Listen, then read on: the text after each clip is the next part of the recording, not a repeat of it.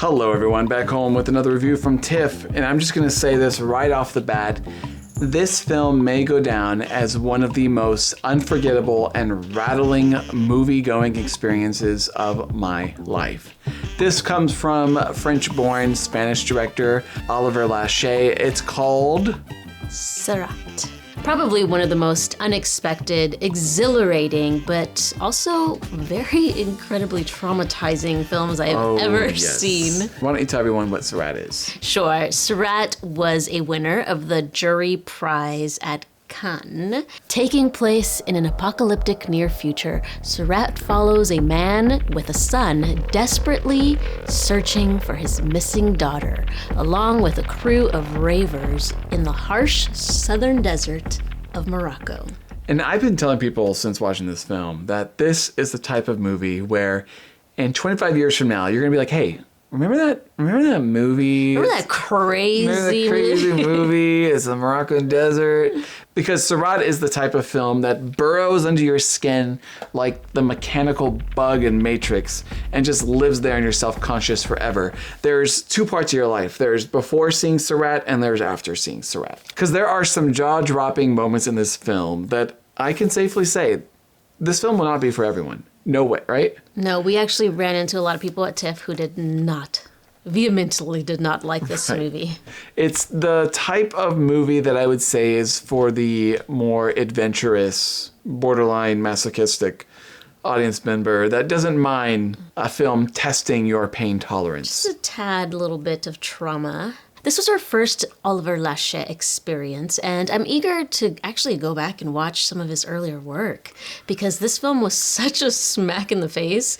Even in the film's opening credits, it just sucks you into the world by showing you this large group of ravers dancing in the desert, and it's so hypnotic and ethereal, and it's just so entrancing. The techno score is great, and I honestly felt like I wanted to party with them. But the vibe was also kind of ominous as well. Yeah, not only do you feel yourself kind of thumping along to the music, but there are these haunting ambient noises that they blend into the music that creates a really unsettling vibe. Yeah, it's quite rattling. It's like a warning, like they're warning you. Like something bad is on the horizon. It kind of reminded me of the sound work and the Zone of Interest. The sound design in this film is genuinely, I think, some of the greatest sound work that I've experienced watching in a film or listening to in a film. Yeah, it's very immersive and subliminal. Yeah, and its strange atmosphere that this film creates is matched by the most peculiar and unique looking actors I've ever seen. Yeah, everyone felt like a genuine, real person that they just, casting went to real raves in the desert and handpicked the most interesting looking people and put them in this movie. One film that came to mind was Andrea Arnold's film American Honey, and how it has this very authentic feel, and also Sirāt features a certain destitute fringe of society that we hardly see in film. One face you may recognize, though, is Sergio Lopez. He's the villain in Pan's Labyrinth. I did not know that. Yes, he plays the father who is desperate to find his daughter in this film. And the film requires him to go through some really dark places, and I felt every ounce of his turmoil in this film. I thought he was great. Also, the boy in this, who's played by Bruno Nunez, was wonderful. I also loved the look of the film. There are some really striking abstract images in this film that kind of add to the overall sensory experience. Yeah, the cinematography in this film is shot on 16mm, perfectly capturing the grunge and the grit of this apocalyptic hellscape. I've heard this film compared to Mad Max, and it does very much feel like it at times, both visually and its plot. Yeah, a lot of the story happens on the desert roads with two trucks that kind of resemble the war rigs in Mad Max.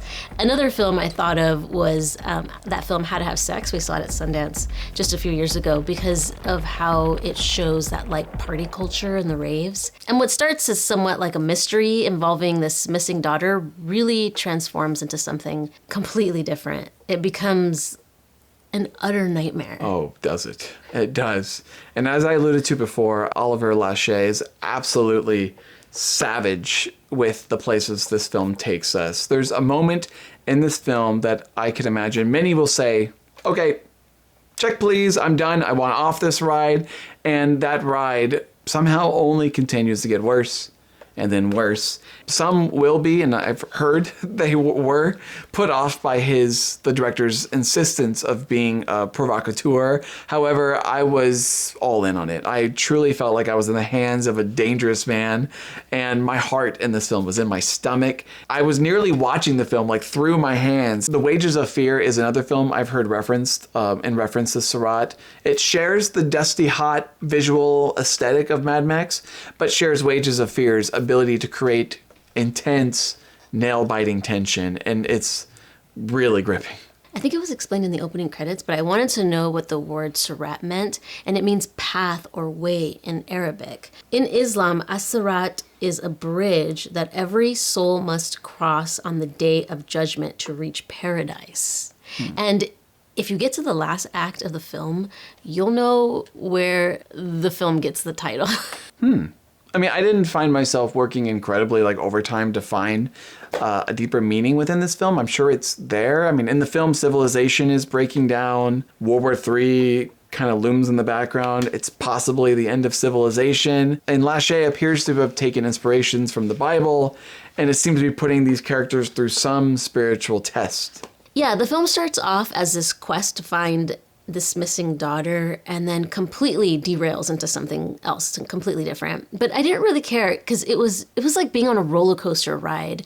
It was scary and fun at the same time. Yeah, if I was going to take anything away, to me it was kind of more of a portrait about rave culture and how these ravers use dance to escape and find a sense of community amongst each other. I really liked one scene where one of the characters shares her passion for speakers, comparing it to that of a heartbeat, in which a heart can just stop beating at any moment's notice. And I thought the film would ultimately be about kind of this unlikely connection surrounding outsiders taking in an outsider and then working together, but it didn't end up being that at all. And that's kind of why I love Sirāt. It was continuously surprising. You never knew what to expect. Yeah, exactly like a roller coaster. Like you don't know where you're going, and sometimes you take these huge lunges down and it's terrifying, you know? Huge lunges. All right, so yeah, what do you give this film?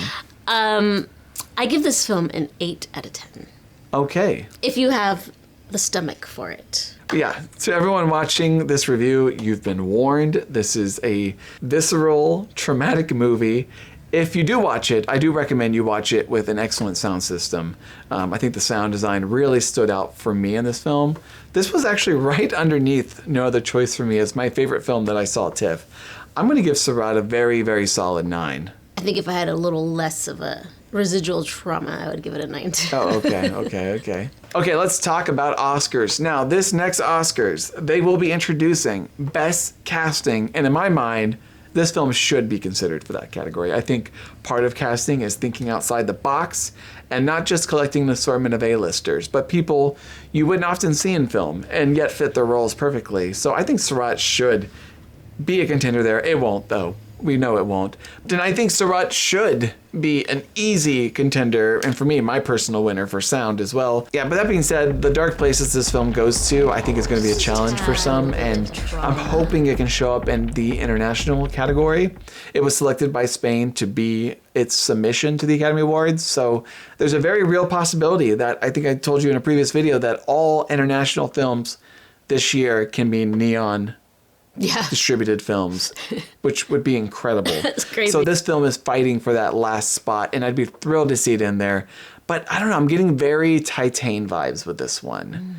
That film didn't even make the shortlist for the Academy Awards. Wow. So if this movie got 10 nominations, I'd be just thrilled. But I know it won't. But if it can just get sound, if something can happen where people rally together to get sound, because I think that there's some good sound work here. There's some really good sound work. I think so. I agree. But those are our thoughts on Sirāt. I can't wait to hear what you guys think about the film. We have a few more reviews from TIFF coming your way, so hit that subscribe button. Thank you, as always, for watching. And until next time, we'll see you at the Oscars. Yeah, that's it. Still.